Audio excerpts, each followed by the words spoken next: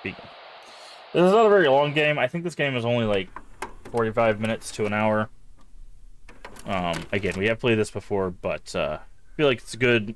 It's like a nice chill way to ease us into some liminal horror and Terrortober in general. Boop.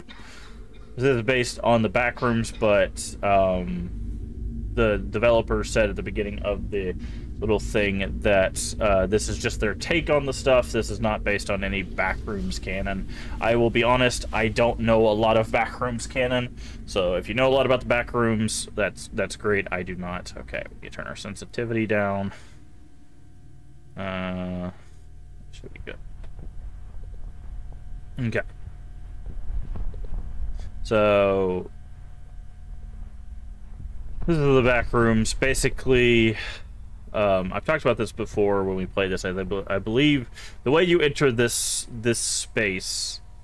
Hold on. Okay, there we go. The way you enter this space is by what they call no clipping out of reality, and you fall through and into the Backrooms. I don't think there's a flashlight. But the Backrooms are a bunch of different liminal spaces.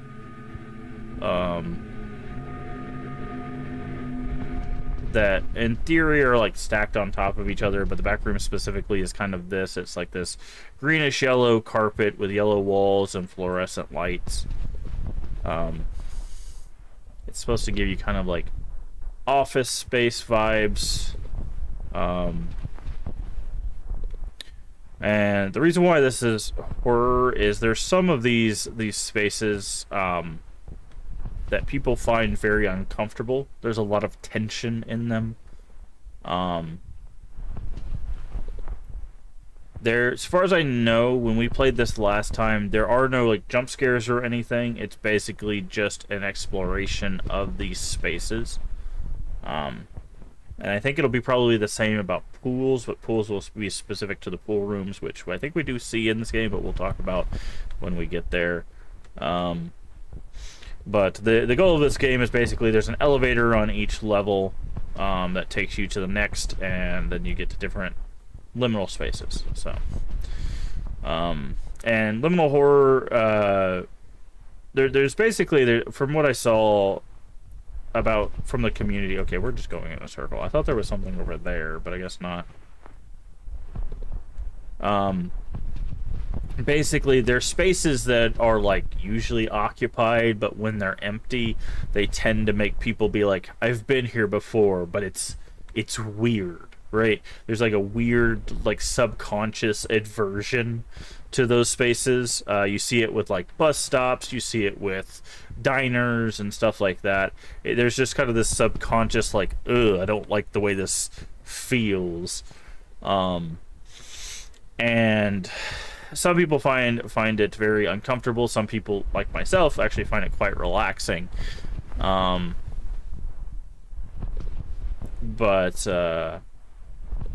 then there is a kind of a, I would say, either a subgenre or a genre adjacent to liminal horror, which uses basically these liminal spaces to create isolation, and then plops kind of some more general horror tropes in there, like being chased by a monster, lights going out, you know, kind of that kind of stuff. And that falls into what is being defined as liminal horror. I think they're kind of two different vibes, in my opinion. For me, I think liminal horror is more just the space and the tension of unease, whereas a lot of liminal horror that gets talked about more often is more of a horror trope, like, oh, there's a monster out to get you, and he's chasing you through these like big open spaces, you know.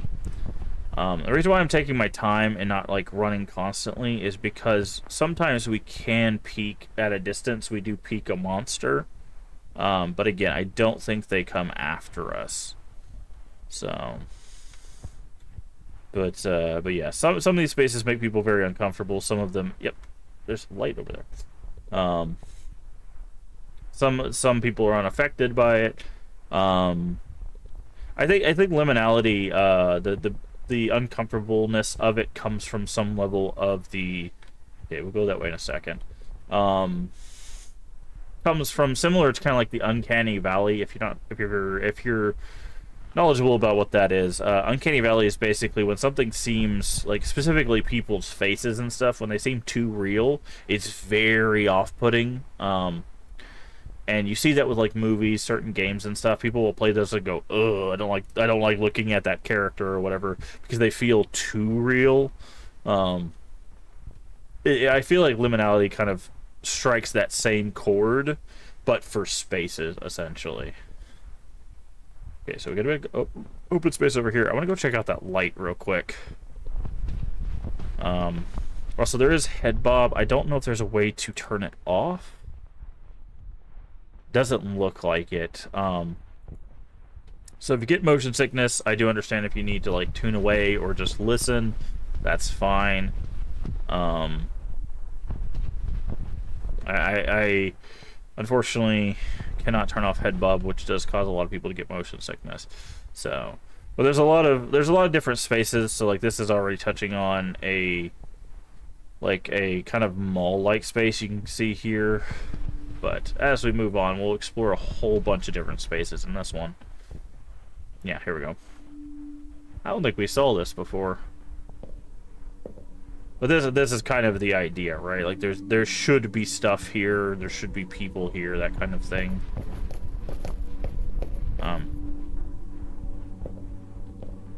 Library is that way. Okay, it says go. Is that just a charger? It is. Nice. Yeah, we didn't see this before, which is cool that we're seeing some new content. But honestly, it'll probably be a pretty chill horror stream today. I just kind of wanted to ease us into it. I think liminality is something that I'm very interested in, but I don't. The Backrooms has kind of become like a new SCP where there's just a lot of information coming out about it, and people are plopping their own entities into it, and each space has its own lore, and like I think that's really cool, and I'm glad there's a community for that. But I'm not super interested in that. I'm more interested in the like this, right?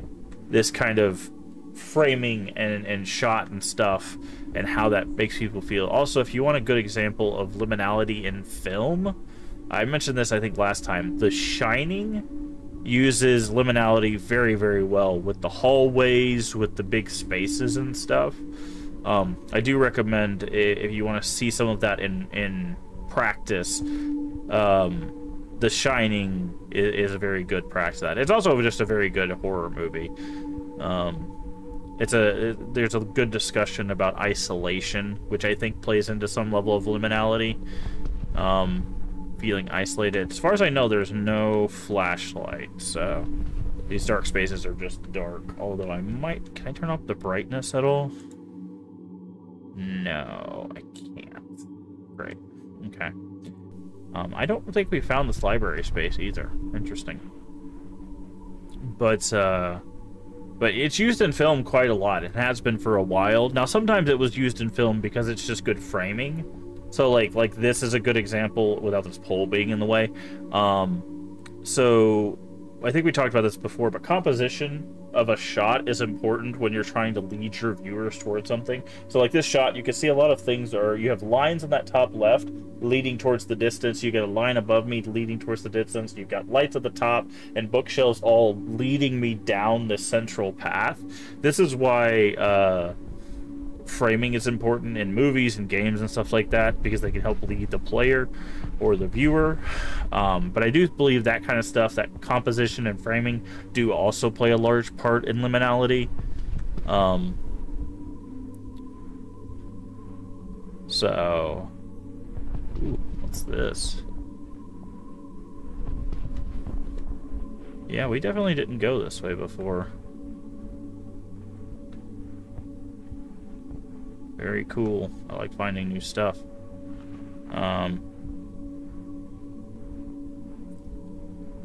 But there's a lot of cool stuff in that discussion. Okay, there's a blue light there. How does that connect versus that? Okay. It just connects. Interesting. Yeah, see, that's another example. You see you can see the framing here. This also looks very Midsummer, if you've seen that movie. The kind of arched roofways. You can see something moving in the distance there. Ah, we got a little play area. So this is an example of like a space that you would expect to be occupied, but not occupied. It also reminds you of a place maybe you've been before as a child. These kind of like giant spaces, these are interesting because this is you can see that they just extended the chair. These are a different discussion. This is kind of like a warping of reality. And I don't necessarily think that plays too much of a role in liminality, but it is interesting discussion about taking something that people know and like changing it and giving them kind of a something's wrong here feeling. Because the human eye, people don't realize that your eyes and even your ears, when they take in that data, sometimes your brain will not tell you that it's taking in that information, right? It doesn't tell you that it's taking in those sounds, it's taking in those sights and stuff. It'll just give you the things that it processes as most important. So when it starts to process something that's just wrong, I wish I could see in here. Again, there's no flashlights as far as I can tell. Sometimes all you'll get from your brain is like the word wrong and not anything else. Okay, so we've got a sloped blue path. What is this? Okay, we got wood. Wood flooring. Ah, here's a little dining space. Okay, I do remember this space. I think this is where we need to go. I'm trying not to run too much.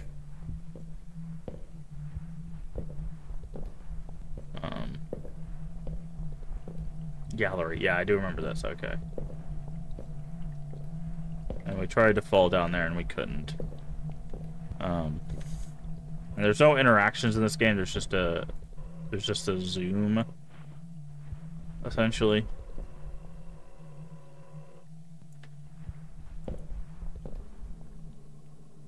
Which is cool, but unnecessary, I feel. But yeah, so there's a lot of information, and then the one I've always used, and I use this a lot,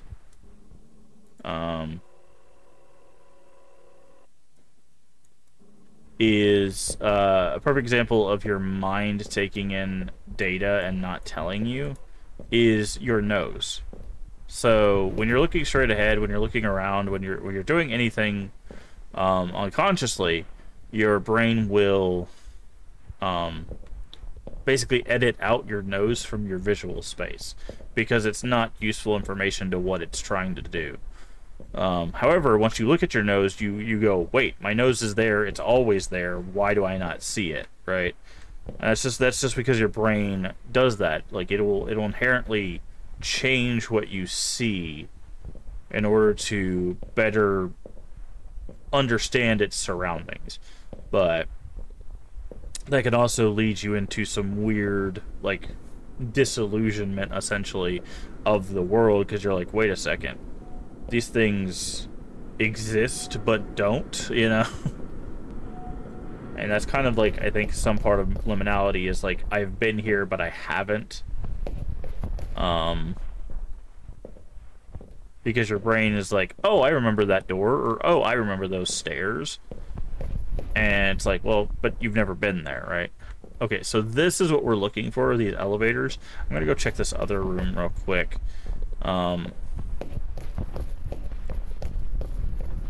Just so we can get an eye on stuff.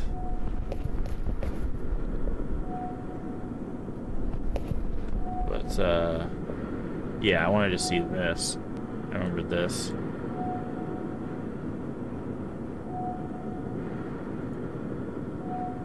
So this is an interesting space. This one is one of the more common like exterior spaces you see when you're looking at liminal stuff. It's kind of like the outside of a like multi-windowed building. That image kind of creeps up a lot. Okay, and this is kind of the reason. I'm sorry it's so loud. So you can see a broken ladder there. We can't fall off the ledge, by the way. But you can kind of see this, too. This is also a liminal space of this, like, infinite connections kind of thing. This is kind of where the background, or the backroom's lore stuff kind of comes in. Sorry, it is very loud. And basically, there's some group. I don't know if they're defined. Again, I haven't looked into the lore or anything, and this one's not canon to the lore according to the developer. Basically, there's some institute or whatever that's exploring the back rooms.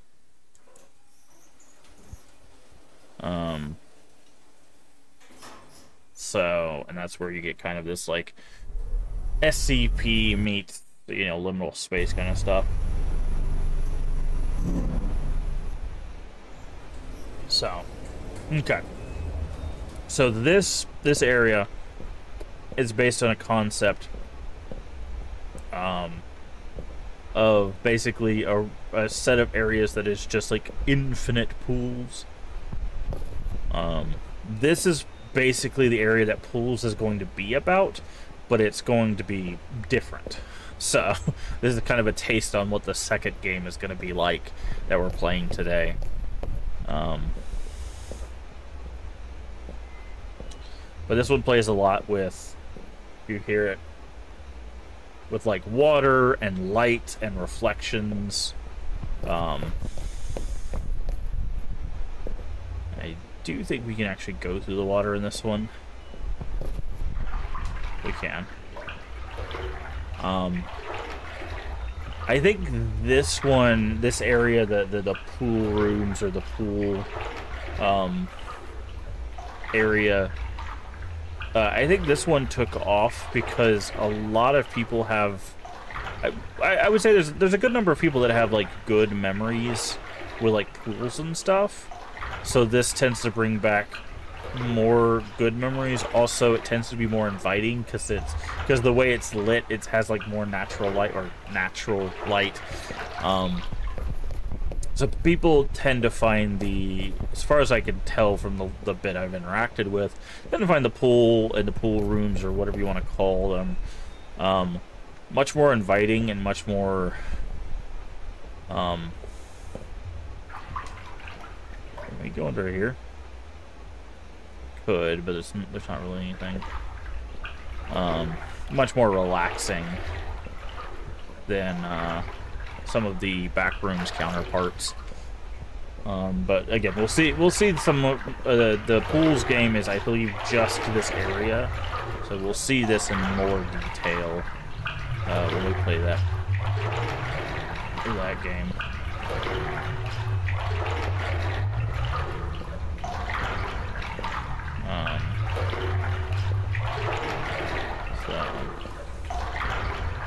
But if you guys have interacted with liminal spaces or know a bit about them, I would love to hear what your favorite liminal space is, or are you one of those that like liminal spaces make you uncomfortable, or do you find them cozy?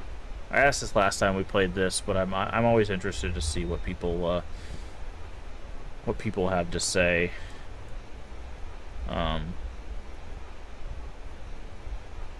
Because personally, from the ones that I've interacted with, I do enjoy the pool space the most, but I really enjoy water sounds. I'm not sure why we don't get water sounds while we're in this tunnel, because in fact it would be like splash, splash, splash, splash,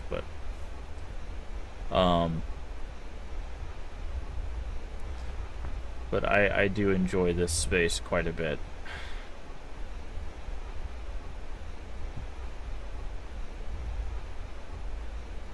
Mostly, like I said, because of water sounds. Okay, looks like this was a dead end.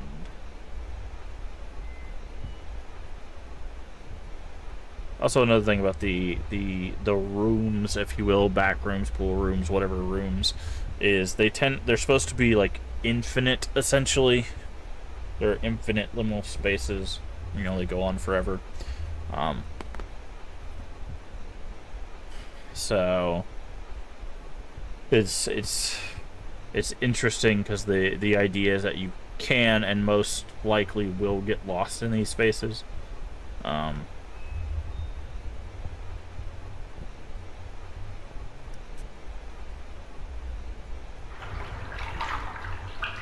we go. See, I don't know why we didn't have water back there, but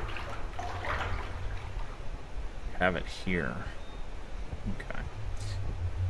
But readjust to my seat. Hopefully you guys are having a good day today, and hopefully this isn't too uncomfortable to watch. Again, I know sometimes the most spaces make people uncomfortable, so.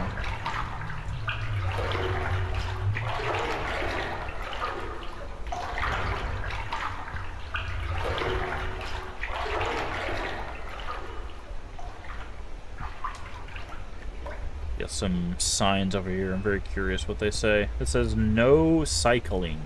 Interesting. Can we get under here? I don't think we can, but I don't know how you would. I guess outside of the water you could bicycle, but like I don't know how you would do that in the water.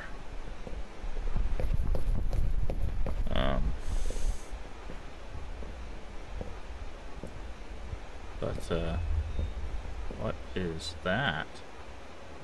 Oh, it's a chair. Okay, it's a couple of chairs. Thought it was like a caterpillar monster, like leaning over a light, and I'm like, that's very interesting.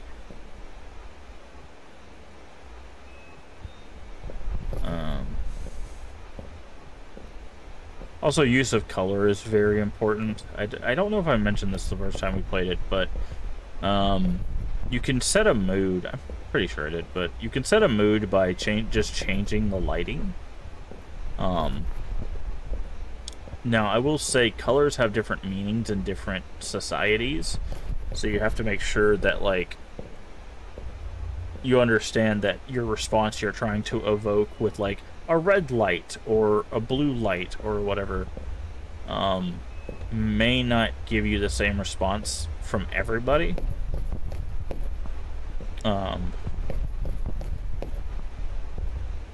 Because people view colors differently in different parts of the world.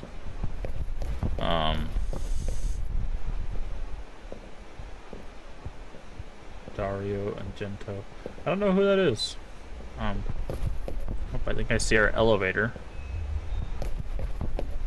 But the color theory is very important also. Oh, there's no water in the pool.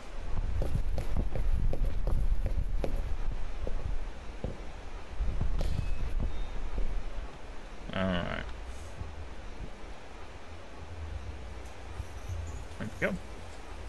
And that's, again, that's a little bit of a taste of what we'll be doing, what we'll be exploring in the game after this.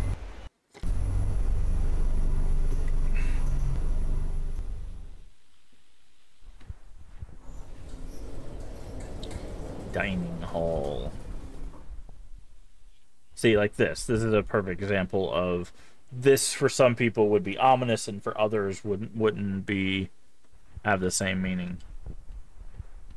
But I do like it. I like this kind of, I don't know why there's a mailbox there, but or there.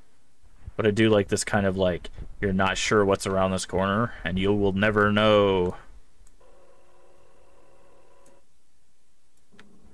So, alright, obviously we want to check around first. So we can go into the dining hall, but I want to go opposing the dining hall to see what else we can find. Oh, do you see it over there? Do you see the little head peeking out? Interesting. Okay. Director of... Oh, okay. That that film I have heard of, yes. I have not watched it, though. I don't watch a whole lot of movies. Usually I watch, like, one or two with my family on occasion. Um, okay, so that's our exit. We definitely don't want to go there now, because I want to explore some more. Let's go back. So if we just listen for the static, we can get to the elevator.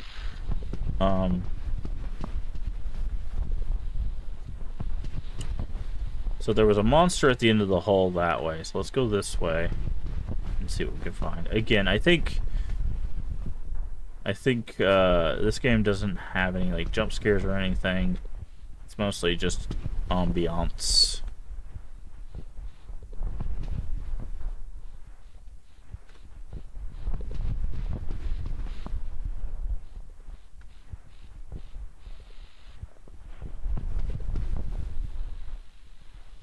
Wait, I haven't seen a lot of the less common stuff. So oh, okay. Yeah, it's just like I have this weird thing where when I look to like spend time on stuff, like video games usually take the bench on the roof, light turning on. Video games usually take the forefront, not because I think they're like superior to movies or shows or things in any way, just because like I feel like I get more out of a game because of the interactivity of it than I do out of like movies and shows. But I really do enjoy movies and shows. Again, that's not me harping on that games are better.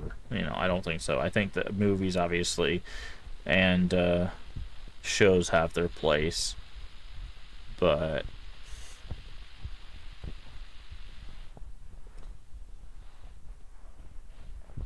I tend to lean more in the direction of video games. Interesting. Okay.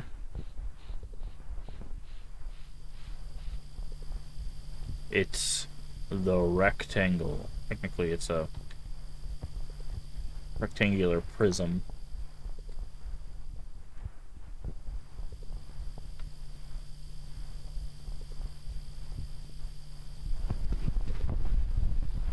Did that. I used to be super like I need to watch every horror movie kind of person, but I leaned off that a lot. Yeah.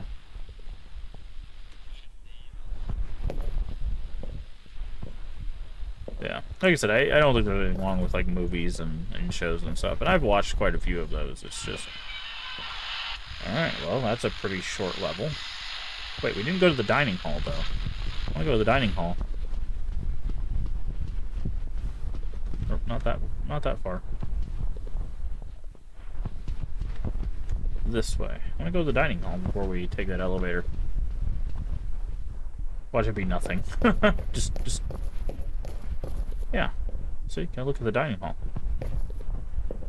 See, I like spaces like this because I talked about this when we played a demo from a developer that was in chat. I like spaces where I can see this space being occupied. Like, I can see people, like, playing cards around the space. I can see people playing, like, board games and, you know, having discussions and eating and stuff like that. That to me, is my favorite part of seeing some liminal spaces, is just imagining what it would be like if it wasn't a liminal space, if it was actually just a space being used. Okay, well, I can't see squat in here, so I'm going to try backing up until we stop, which is basically here. Okay.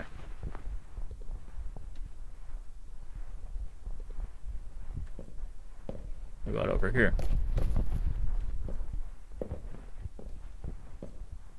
And that's dead. Okay, so the dining hall was just a very small area. Okay. So cool, though. Alright, it was worth coming back here to look at that. Alright, let's get to the elevator then.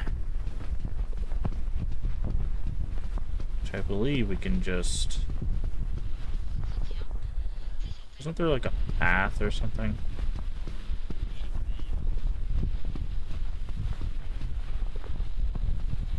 I could have swore there was a... Guess it's this way.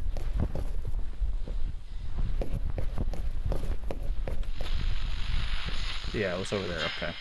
Alright, to the next floor.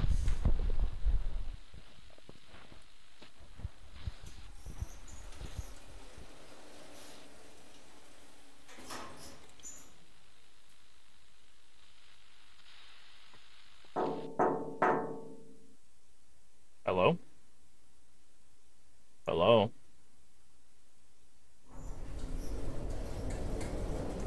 Oh no! Chairs. We're defeated by the chairs. Is there something over there? Can't see, it's too dark. Okay.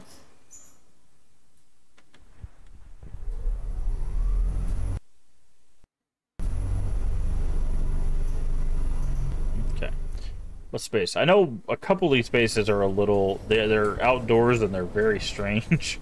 They don't really fit the rest of the vibes. But again, it's a discussion of liminality, not just on these, like, rooms, spaces. And there's a area over here. Oh, interesting.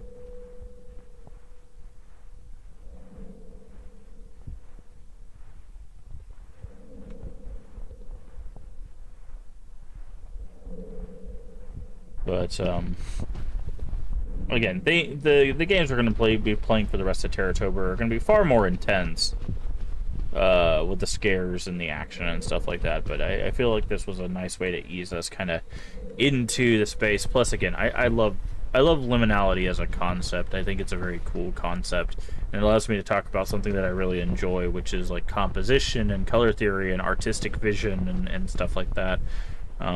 Because for those of you that don't know, I've mentioned this multiple times on the channel, but I do have a Bachelor of Fine Arts degree in 3D asset creation and game design, and I also taught it at a local college for 3 years.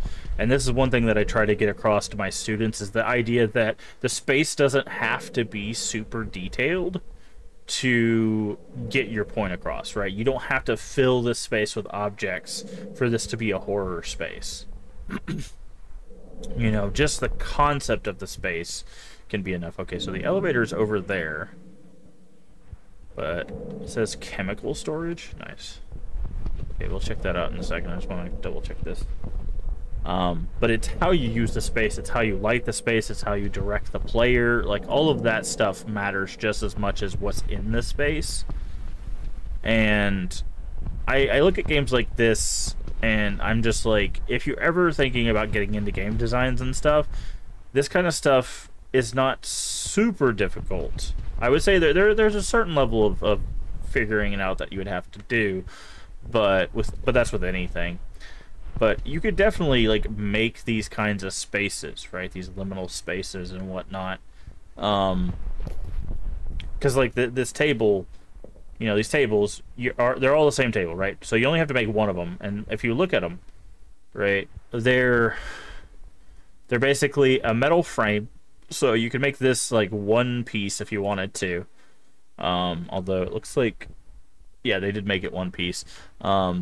So it's 2 cubes. You basically start with 2 cubes, you have the table, bam, your table's done, right? You don't have to make intricate stuff, because, again, if the player's just doing this, it doesn't matter how many polygons this table has. I will say the shadows make it look a little weird, because the shadows kind of don't connect, but...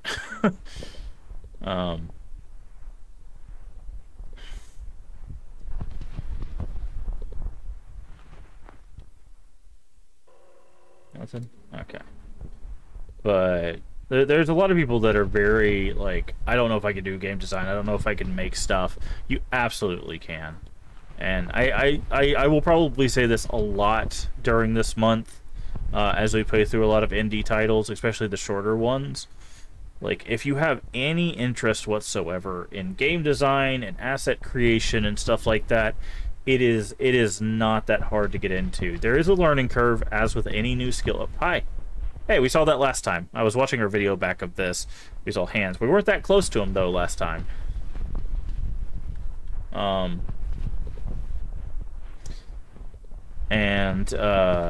was I saying?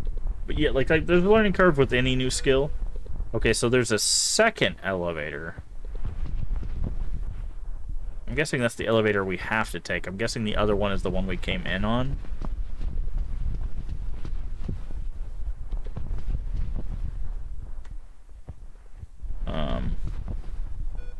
But there's a lot of resources out there now. There's a lot of tutorials.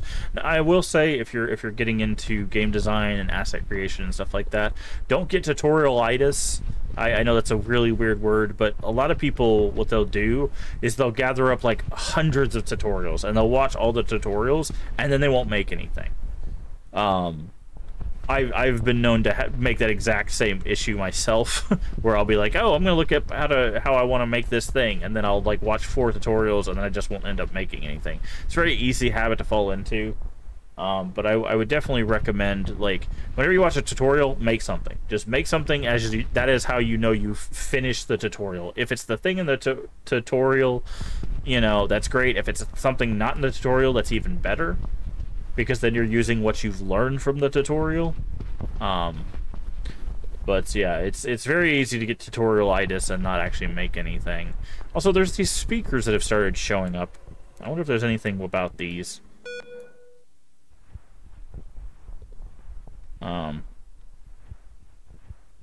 But it is not as hard as you might think to get into this kind of stuff.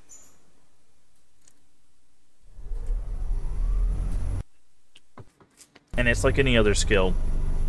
You work at it, you figure out like where you struggle, you learn something, you move, you do it again, right? I mentioned this when we played Alan Wake 2. One of my favorite phrases is, I like liminal outdoor spaces. Sorry, it's not that's not the phrase.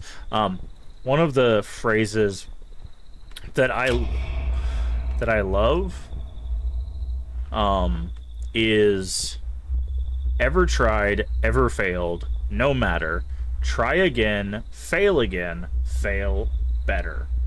And I think that's, like, it sounds like it's a negative thing, like, oh, I don't want to fail.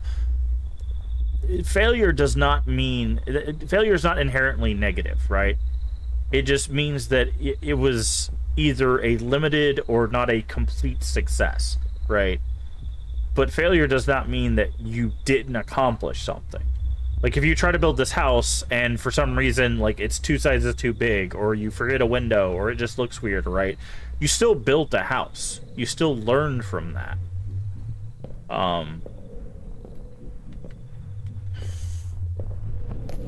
And that's what it means by fail better, is like, now you know how not to build the house, right? Sometimes learning how not to do something is just as important as learning how to do something.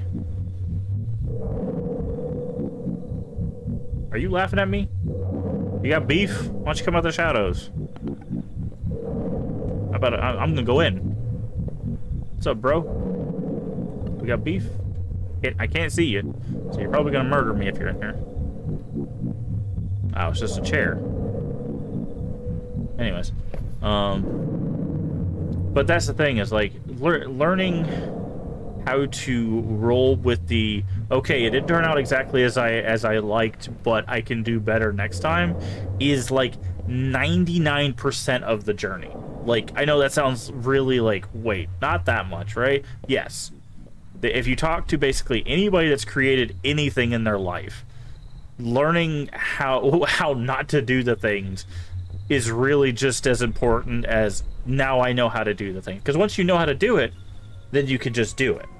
But when you figure out how not to do it, you know you have room for growth, right? Hopefully that's not copyrighted music. It sounds like Muzak, which, by the way, is an official word for music. Elevator music is called Muzak, M-U-Z-A-K. I thought that was a joke, but apparently it's not. Ominous red glow. I would say these stars are a little weird. Like, I don't think I've ever seen a star that big. I thought there was... Did we look... Like, I could have swore that we, like, looked up and we saw... Yeah, that. There's, like, some of them that are twinkling, and I don't know if that's a rendering thing, or if that's a, like, a hint that there's something else out there. But that's... And again, I will be perfectly honest, I fall prey to all the stuff that I talk about too, like failing better. Sometimes I look at a thing and be like, man, this is garbage, I never want to do this again. I fall prey to that all the time too. So it's not me trying to like preach at you, it's me telling you, hey, I fall into that every single time too. You know, we I am not above you in any stretch of the imagination. I suffer from the same imposter syndromes. I suffer from the same, you know, negative thoughts and negative reactions and stuff that everyone else does. So, but you have to just, you have to really figure out, oh, I remember. This was my favorite space. If you've not been around the channel a lot, I love snowy landscapes. I mean, this one's a little flat, but like, I love snowy landscapes. It's one of my favorite things. I like the cold. I like the, like, oh, this is what I was looking at. I knew there was like something we looked at. There's like a red star off in the distance there, and I'm not sure what that is. But I love snowy landscapes. I like being cold. I like the feeling and the color palette of cold and stuff like that. It's not for everyone, obviously, but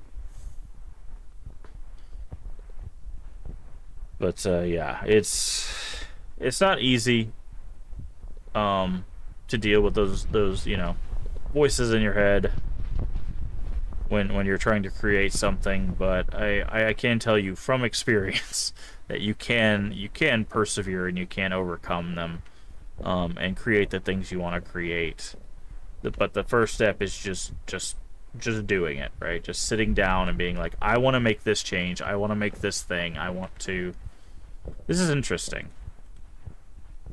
So this is what I was talking about with framing being important. So in this room doesn't seem very, like, interesting from this perspective, but with a change of perspective, now this becomes a whole different space, right? Now that we're peering through, now you get more of an ominous feeling of like, ooh, you're being watched or someone's watching, or, you know. Anyways, that's why framing's important. But yeah, I really do. Obviously, don't take like major risks if they're going to be at your detriment. I think that's one thing that people tend to do way too much. Like, you see it with streaming. They'll get affiliate, and then they'll quit their job, and then they're like, I can't pay my bills. It's like, yeah, because, you know, you have a whole 2 subscribers because you're an affiliate, you know? So obviously, when you're taking risks and stuff, take them with some level of knowledge. Men, women. Okay. Yeah, I love that the door handles on some tile there. I saw a face for a second. Okay, so the elevator's in this house, so I want to check the other house. So obviously, move forward with some thought. Don't just blindly charge forward, because sometimes that can run you into some very dangerous situations. Okay. Yeah, not a very big level. A lot of these levels are not very long.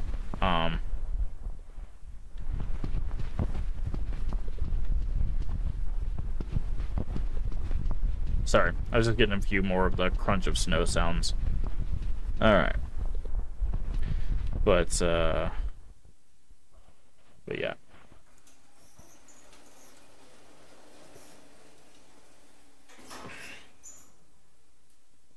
I think there's a lot of people with a lot of great ideas that could definitely, you know, work on them. And also keep in mind your own limitations and stuff too. Ooh, we got.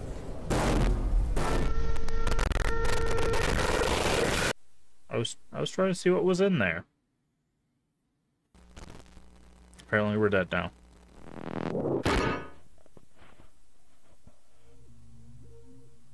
Oh, that's interesting. Hold on. Did we miss a space? I could have swore there was a space with garden gnomes that we saw.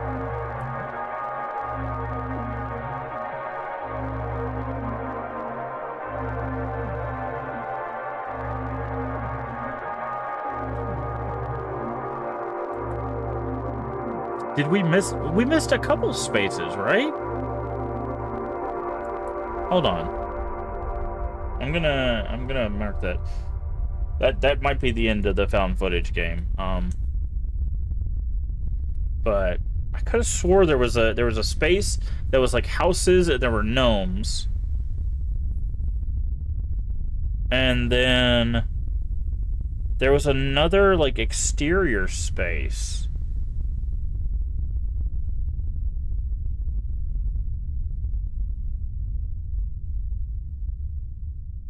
Maybe I'm misremembering?